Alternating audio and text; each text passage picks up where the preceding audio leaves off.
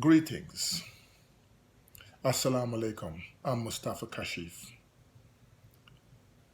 Brothers and sisters, I'm not going to talk about the so-called coronavirus issue at hand because by now, most of you perhaps have some doubts about what you're hearing. Nor am I going to even talk about the impending 5G implementation plan. I'm not going to discuss that. What I'm going to discuss is us, you and me, in light of what it is that we can do amidst what we're going through right now. Faith can move mountains. Prayers can move mountains. And there's enough evidence out there to prove that despite the fact that there is a Goliath that exists right now out there, there's evidence that David do exist as well. And in the words of Emperor Haile Selassie in an interview, he said that even in the 20th century, David will still defeat Goliath. Brothers and sisters, let's take that message to heart. David can still defeat Goliath. Most of us right now, we are in a state of trepidation and fear. We are in fear because most of us, we have abandoned God. We have forgotten Allah. And some of us even have outright denied God. Which means we have removed the shield and the armor by which to protect us and to give us a sense of courage against our own fears.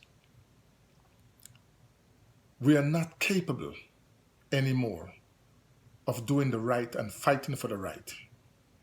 But this is exactly what we have to do as we are now faced with a situation that can change our lives forever. Brothers and sisters, if the 5G plan comes into motion and we are brought to that point of having to take a vaccination, do we understand the implications thereof? We will become zombie-like creatures who will be made to serve a God that appears in the form of a human forever. We will be serving people who has no love in their hearts for humanity. They have no care, no concern for any one of us, but we will be made to serve them. We are in a position right now where we can be recreated into becoming our own worst enemy. First, fear. After fear, then we ourselves will volunteer to become their slaves. And after that happens, there's no turning back. As it is now, we still have a chance. We have a chance to align ourselves with God through prayers. This is the time now for us to recognize that our prayers can be our weapon and God can be our shield. We need it. We need it, brothers and sisters.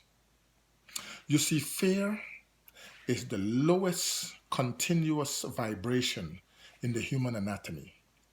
It's there and it can be triggered. When a person begins to fear and live a life based on fear, It's just a matter of time before that person contributes to their own self destruction. This is what they want us to do, and this is what we have to fight against. Brothers and sisters, individual and collective prayer on a consistent basis can change everything around. Why? Because when we do that, we will then be imploring God back into our lives, and then He will become the master of our affairs, and God will take care of us, and God will see us through. Unless and until then, we are very likely to head down the other way, and that's the way of the devil and his minions. I'm sure that's not what we want. Let me give you an example. You build a house for yourself and your family. An intruder comes in to bring harm to you. You will defend yourself and you will defend your family. Yes, you will. Now, this life that was given to us, it's the most beautiful and the most precious gift given to us by God. Yet, we are on the verge now of possibly allowing the wicked and the evil hand to take that gift away from us that God gave us so that they can misuse us forever. That's what we're about to do. If we would defend a house, why can't we defend our lives? We don't have the guns and the ammunitions and the money and the power and the influence and all these things. We don't have those things. But what we have is truth, and we have God on our side. Many of us have turned away from God. We have cursed God. We have forgotten God. But now we need God. We need God as our shield. And we need prayers as our weapon.